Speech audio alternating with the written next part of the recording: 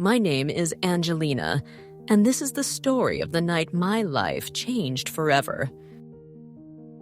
The storm rumbled in the distance, casting fleeting flashes of lightning through the large glass windows of the living room. The wind whistled between the buildings, making the windows vibrate slightly as the rain began to drum against the glass. I stood there, a cup of tea in my hands, its warmth barely managing to thaw my frozen fingers. I gazed at the city illuminated by the storm's glow, my mind overwhelmed by a dull agitation. For some time now, I had felt a strange distance in my relationship, an insidious coldness that had settled between Brad and me. He had once again told me he would be working late, as he had so often these past few months. Yet this time, I couldn't ignore the oppressive feeling tightening my chest. Was it my imagination, or was my intuition whispering that something was happening in the shadows? Unable to shake off this worry, I grabbed my phone and decided to call Jennifer, my best friend since university. Jennifer had always been there for me, a steadfast confidant, a reassuring presence in moments of doubt. We had been through so much together, shared so many laughs and tears.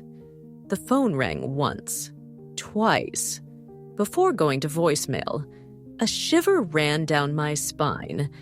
Jennifer never ignored my calls, especially not at such a late hour. A suspicion crept into my mind, like a slow poison seeping into my veins.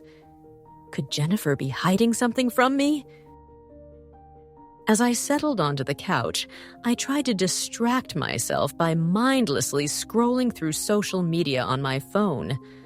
But my mind was elsewhere, my focus shattered by the persistent sense of alarm that wouldn't leave me.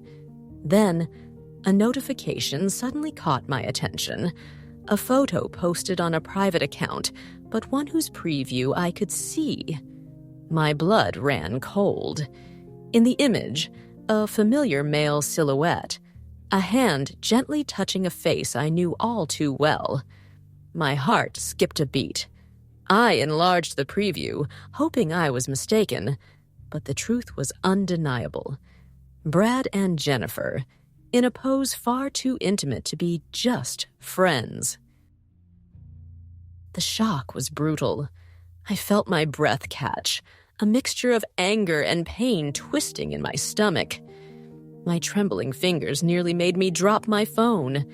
Everything was clear now. Brad's repeated absences, Jennifer's silences, my intuition screaming for weeks while I refused to listen. The time for confrontation had come. My body acted before my mind could fully register my decision. I hastily grabbed a coat and left the apartment, my heart pounding wildly. Jennifer's address appeared on my GPS, and I pressed the accelerator, fueled by burning adrenaline. When I arrived at the door, a wave of nervousness washed over me, but there was no turning back. With determined resolve, I knocked firmly. An unbearable wait followed, each second stretching into eternity. Then, finally, the door cracked open, revealing Brad, visibly caught off guard, dressed in a simple t-shirt, his face betraying shock. Behind him, Jennifer. Her cheeks flushed, eyes avoiding mine. The moment froze, charged with unbearable tension. No words could erase what my eyes had just confirmed. Betrayal was everywhere, seeping from every detail. Brad's rumpled shirt, Jennifer's disheveled hair, the thick atmosphere of guilt. I felt my world collapse beneath my feet, a chasm opening under me. I took a deep breath, summoning an unexpected strength. How long? My voice was calm, too calm, contrasting with the storm raging inside me. Brad swallowed hard, searching for words that would never come, an impossible justification. Jennifer remained silent, lowering her head like a guilty child caught red-handed. And you? How would you react to such a betrayal? Would you give another chance or walk away forever? Share your thoughts in the comments. The silence that followed spoke louder than any confession. I realized there was nothing left to save, nothing left to forgive. The memories we shared, the promises exchanged, all had vanished in an instant. I slowly stepped back, refusing to shed a tear in front of them. The pain would come later, I knew that. But for now, I had to leave. I wasn't ready to hear pitiful excuses or false regrets. I chose the dignity of silence, the strength of walking away. The following days were a true ordeal. The anger, the sadness, the feeling of being betrayed by the two people I loved most in the world weighed on me like a heavy burden. Every memory with them was now tainted with bitterness. Yet something inside me began to shift. I no longer wanted to be a victim. So I made a radical decision. I was going to rebuild my life, far from this tainted past, far from the lies and betrayal. Weeks turned into months, and over time, I learned to smile at myself in the mirror again. I signed up for painting classes, traveled alone to places I had always dreamed of seeing, and met new people.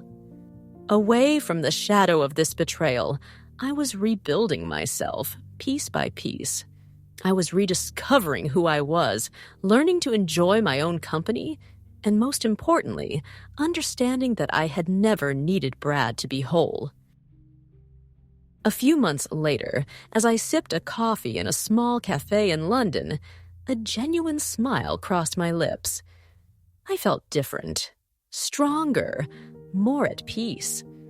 I had left the pain and illusions behind, keeping only the valuable lesson learned. I was free, finally free to no longer doubt, to no longer suffer for a love that was never real. And you? Do you believe one can truly recover from such a betrayal? Let us know in the comments. Moral: sometimes betrayal is not an end, but a new beginning. I lost a husband and a friend, but I gained something far more precious: the certainty that I deserve better. Never let the fear of change trap you in a toxic relationship.